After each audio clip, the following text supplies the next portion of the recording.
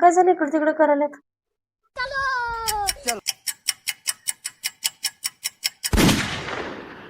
तुम्हाला काय पाहिजे झालंय? एकदा ह्या गॅलरीत जाताय, एकदा त्या गॅलरीत जाताय, काय पाहिजे का तुम्हाला?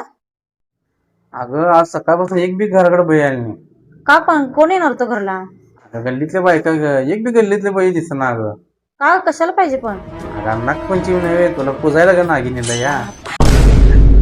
तुम्हाला तर आतापासून नागणी सारखं असते बाबा.